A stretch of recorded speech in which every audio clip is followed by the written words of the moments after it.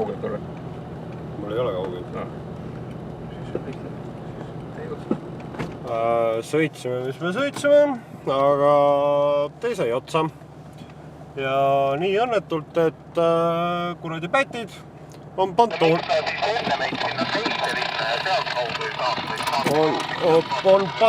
pantoonid pihta pandsid ja põhimõtteliselt tee lõppes jões. Täitsa lahtises jões, et võid nagu kohe sups nagu vette minna, et mingit probleemi ei ole. Aga nüüd lähme vaatame natuke teist teed pidi ja proovime saada vähe teise linna. Asjalood on jamad natukene, ei saa üle jõe kuidagi. Ja kui nüüd vana meid üle ei vii täna, siis me ööbime siin. Või sõitma 500 kilti ringi. Arvan, et odavam variant on vist ööbida siin. Vara magama ja hommikul vara ülesse ja läheb edasi. Aga ootame ära uudised. Rait tuleb. Vaatame, mis saab. 100 rubla ja hommikul kell 7. 100 rubla ja hommikul kell 7. Ei vii, ütles kaptenit ei ole. Kaptenit ei ole, noh. Ta ei saa midagi teha. Ta ei saa mitte midagi teha, ei saa üle siit. 7, see on meie kell 9. Me oleme kuradi nii palju aega kaotanud. Meie kell on 20. Meie kell on kell 5 siis, noh. Ja. Üks uudishimulik tuli uurima, et mis me tahme ja kus me oleme ja kurtsin, et me ei saa üle. Ma olen kohe uurin, et äkki saab kaptenile helistada, tuleb kohale ja viib meid üle. Vaatame, kas nad uurivad. Ja ütles, et oodad ka hommikuni ja kogu lugu kurat.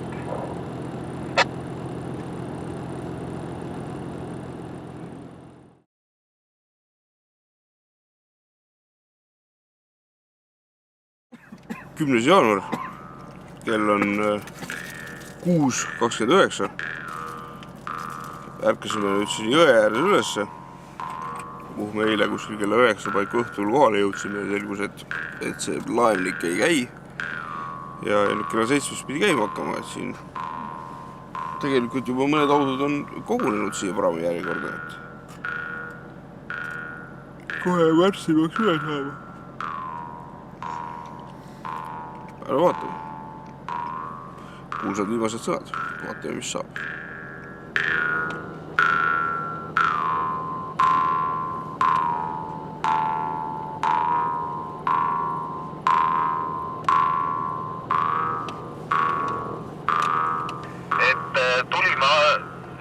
Vaatasime kaarti pealt igavesti hea otseteed, võidame hulga kilomeetreid ja lõpesime eile õhtu siis sellega, et jäime paadi taha, kus ei saanud, või tähendab, ei saanud üle jõe. Paat sõidab alles hommikul.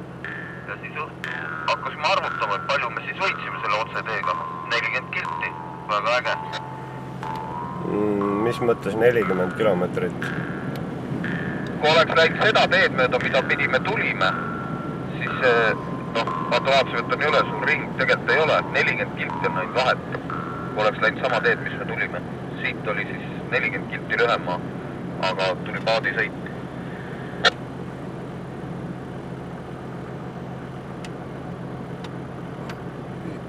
Midagigi huvitavat. Loomulikult. Tallinnasse tagasi jõudsime 11. jaanuari õhtul natuke enne 10. Läksime kõik kodudesse ära ja mõtlesime siis natukene nädala jagu möödunud reisist ja midagi nagu jäi kripeldama. Nädalakene läks veel mööda ja Rait hakkas juba otsast sügelema ja ütles, et tegelikult peaks panema kokku uue ekspeditsiooni ja minema tagasi sinna, et ikkagi see Vorkuta ära võtta ja võib-olla siis veel kaugemale minna. Ja see nüüd päädis sellega, et täna on 24. veebruar, vabariigi aastapäev ja kella 12. seisuga oleme me taas ületanud Eesti-Vene piiri ja sõidame Vorkuta poole. Seekord on ekipaasid siis sellised, et Rait on oma Länkar 80-ga, meie oleme Grand Cherokee'ga, bensukaga. Vaatame, kuidas bensiiniga üldse sealmaal lood on, aga usume, et saame ilusti hakkama ja siis on Võrust tulemas 2 meest vanema Land Cruiseriga, aga nemad tulevad Võru kaudu otse ja nendega saame kokku alles kuskil teisel pool Peterburi.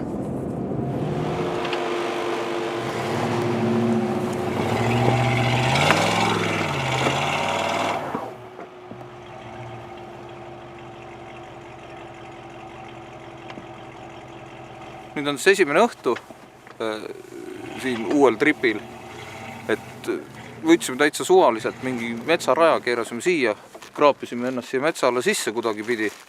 Lund on palju, lumi on märg ja lumi on raske. Et helistasime veel ühele ekipaasile, kes meiega ühineb nüüd, nemad tulid Võrust, tulid otse, nad on meist mingi 150 kilti maas. Et seletasime ära, kus me oleme, kilomeetri posti ja et umbes peale seda kilomeetri posti mõned sammud ja siis keera vasakule metsa, et leiad meid üles. Ja plaan on siis siuke, et eelmine kord meie seiklus lõppes siin täpselt, et lumi oli nii paks ja võimatu ja lage põld, et edasi ei saanud. 180 kilti ei Vorkutas puudu, et nüüd siis plaan siia Vorkutaasse ja peale Vorkutaad läbi tundra, Ust-Kara, ühesõnaga siia Kaara mere äärde välja.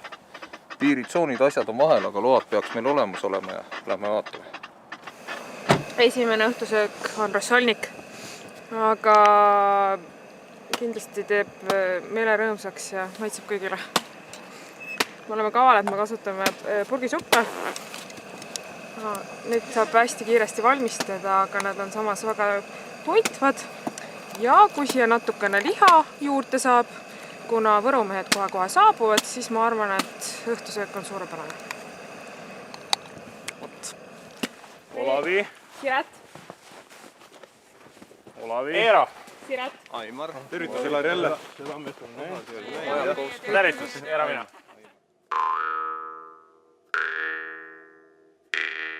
Öö oli ilus, kurat, väga hea oli.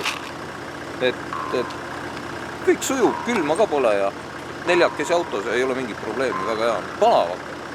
Aknad on praukil, aga kõik hakkab palava. See vist ongi nii, et kui 30 kraadi külma on, siis on nii, et mingid varbad ja pea külmetab, aga kehal on palav. Et ei tea, nüüd on aknad kleebitud, äkki toimib.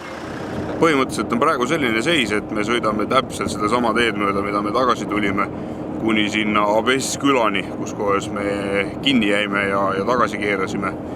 Ja selleks, et sinna jõuda, tuleb sõita maha päris mitmed tuhanded kilomeetrid ja põhimõtteliselt see reisi algus nüüd ongi üks suur uhamine ja kasutame nüüd selle teise ja kolmanda päeva ära lihtsalt selle jaoks, et hommikust õhtuni sõita nii pikalt, kui vähegi võimalik on. Et Uhtaani on meil praegu 1300 kilomeetrit ja sealt edasi hakkab juba huvitavaks minema. Senikaua on lihtsalt täitsa tavaline asfaldisõit. Aga me oleme ka tehniliselt ennast natukene paremasse varustusse viinud. Nimelt õnnestus meil Elisast rentida endale satelliittelefon, mis tuli välja, et me ei peagi ostma seda, sest see tegelikult on päris kallis tükk ja seda saab rentida. Ja juhuks, kui me satume sellises kohas hätta, kus levi ei ole, siis me saame vähemalt abi kutsuda ja me oleme suutnud luua endale autosse ka sellise wifi leviala, nii et kõikvõimalik blogimine ja see asi on tehtud ka palju lihtsamaks ja inimestel on jälle meie tegemisi natukene huvitavam jälgida. Aga praegu ei olegi muud, kui kütame väga Uhtaa poole ja vaatame, mis siis edasi saab. Tulime siia jõe äärde, kus me eelmine kord praamiga saime üle. Plaan oli nüüd ka siis praamiga üle saada, aga jõgi on poolest saati ära jäätanud ja praam pole tükk aega käinud, et tühi üritus, tuleb sõita ringi siin 40 või 60 kilti. Aga nüüd polegi midagi teha, jääme siia ööbima, et öö on käes ja homme rõõmsalt edasi.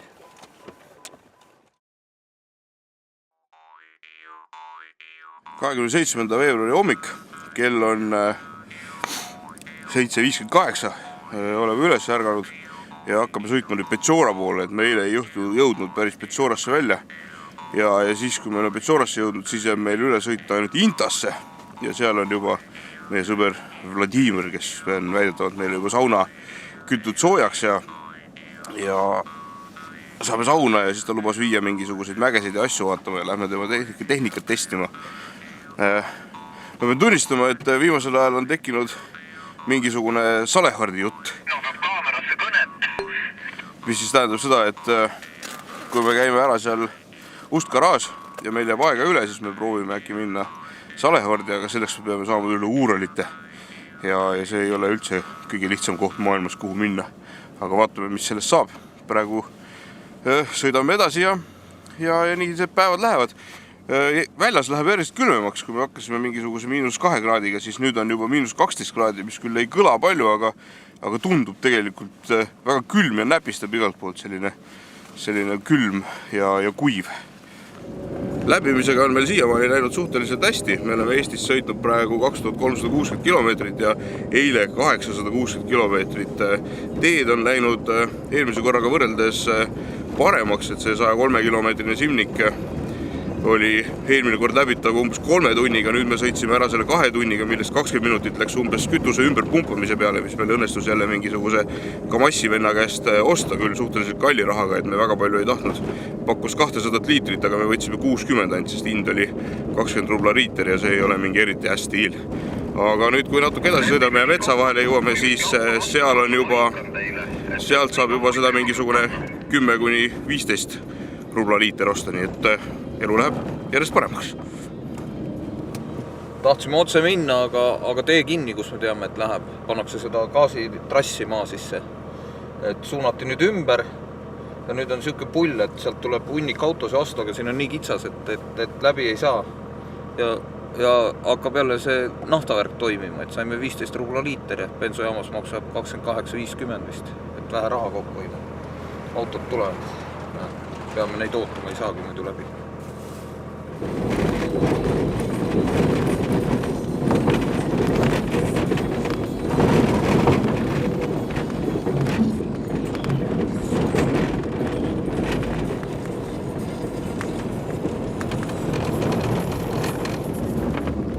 Tegelikult on täiesti hämmastav, kui palju see ümbrus siin muutunud on selle 1,5 kuu taguse ajaga.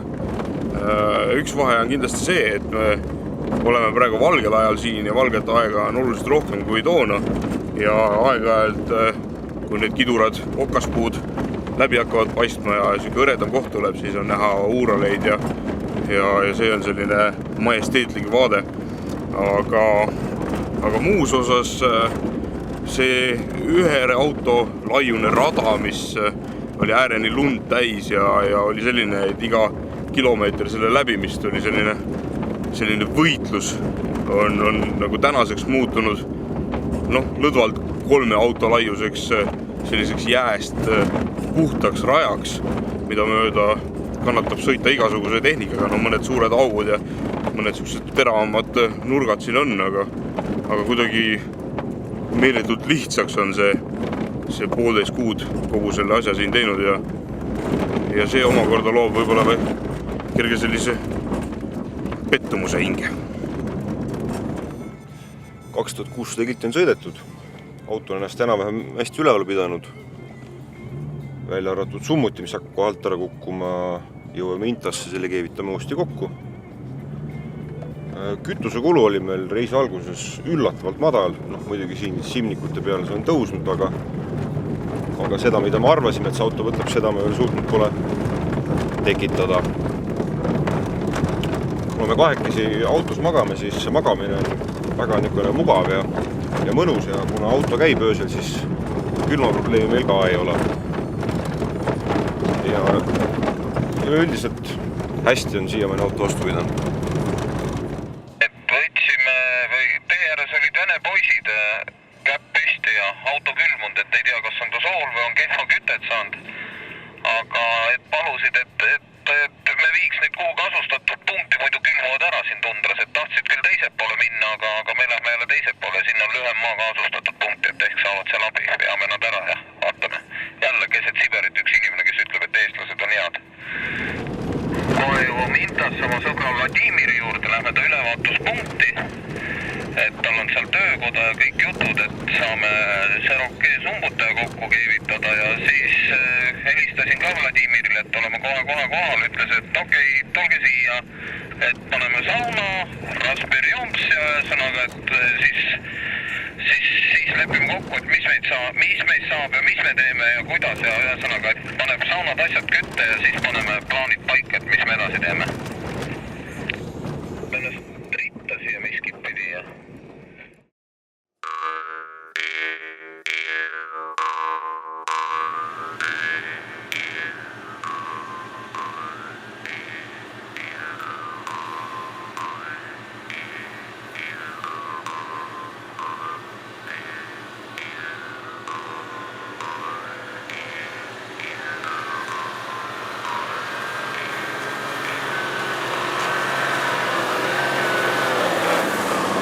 Käes on 28. veebruar, kell on 10:59 kohaliku aja järgi ja nüüd me tulime Vladimiri Datsast ära ja plaaniga minna siis siin Intas käia kuskil autot puhtaks pesta ja hakata siis sõitma Vorkuta poole ja sinna Vorkutasse me eelmine kord välja ei jõudnudki ja sellepärast me siia tulimegi. Aga mingid jutud räägivad, et tegelikult pidi sama hea tee Vorkutasse minema nagu praegu siia on tulnud. Ja ühe asja pean veel ära klaarima, kui ma enne ütlesin, et meiega on kaasas üks vanem Toyota Land Cruiser, siis ma eksisin. Tegelikult on tegemist kõige uuema autoga, mis meil siin ekspeditsioonil kaasas on. Selle nimi on HZJ78 ja see on aastast 2006 ja seda tegelikult toodetakse täna päevani ja see maksab nii hirmsat raha, et sellepärast neid eriti siin näha ei olegi ja sakslased ehitavad neid ümber, et neid üldse Euroopasse arvele saada. Meil on 2 tundi nüüd aega, et vennad ütlesid, et on mõistlik ära registreerida seal migratsiooniametis, et seal tundras, kui meid lastakse sealt KPPP-st läbi, sealt piiritsooni punktist, et ütles seal tundra kohal lendavad helikopteritega ringi ja vaatavad nende binoklite asjadega, et näevad veel mingid välismaa numbrid, et kohe tulevad maha, võtavad kinni ja siis ütles, et kui teil registreerimist ei ole, midagi ei ole, siis viiakse Narjan Marri autot, keegi ei küsi, mis või mida te viiakse ära ja kõik ja seal istud nädal aega, tehakse, uuritakse, et kes, miks ja millal ja siis lastakse lahti. Aga nüüd registreerime ära, et meil oleks nagu, kuidas venelane ütleb, perestrahujem, et kindlustama ennast veel mitmekordselt, et ei oleks mingit jama. Ja ütles, just rääkis jääkaru oli kellegi kalapuhas, see tuli kõik laiali lammutanud seal. Nii et ma ei tea, palju nad nüüd juurde panid või ei panda, aga ühesõnaga jääkaru värk on siuke, et me ei ole tühja tuult taga ajama, et lootust on. Äge.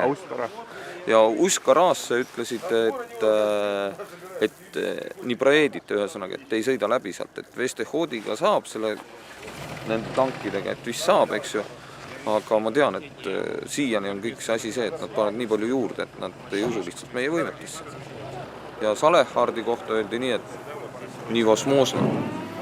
Aga meil on enne PAM-i peal ka öeldud, et siit pole keegi mitte kunagi läbi sõita, lihtsalt sõida ja ei juhtu mitte midagi. Peale selle, et tuleb lihtsalt kütust kulub ja lähed ikka läbi.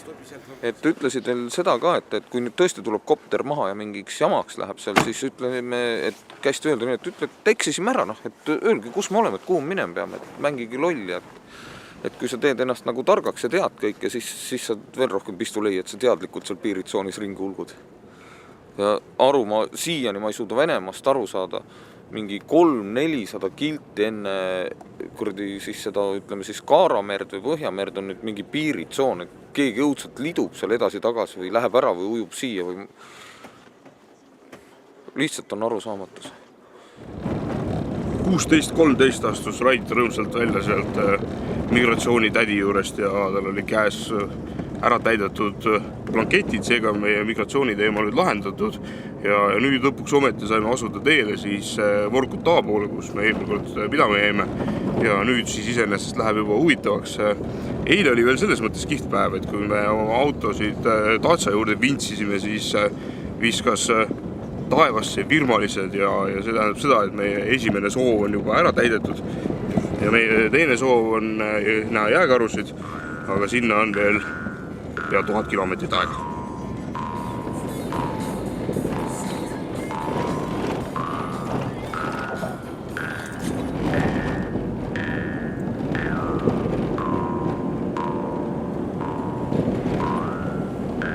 Ma tean, et siin on pood ja meid mäletab. Kuule, tead kui äge seal neid passe tegin. Stadid ütles ka, ja pomnju vas, ja viidel vas sealt messast nasatte. Et nüüd jõudsime siia Abessi külla, täpselt siia, kus meil eelmine kord kõik see elu pooleli jäi. Kurat, teed on üldiselt on head, aga lund on siin niimoodi, et ei oskanud ette kujutadagi, et nii palju seda lund üldse maailmas olla saab, aga nüüd läheb põnevaks, et siit hakkab meile tundmatu maa edasi. Me läheme korusid otsima, virmalised on kätte saadud, aga täna läks hästi kaua nende lubade saamisega, nii et me oleme öö peal ja nüüd teeme viimaseid sisseoste enne ööbimist. nägime kohaliku poes väga toredaid tragisid tütarlapsi, kes edvistasid, nagu enne oli näha. Ja kohalikud mehed kutsuvad viina jooma enda autosse, me ei julge minna. Peame 50 grammi ära jooma, aga ei tea, kas pärast oleme püsti. Nii et igaks juhuks ei lähe, kuigi kiusatus on. Aga võib-olla mine tea. Seda me veel vaatame järgmises osas, näete.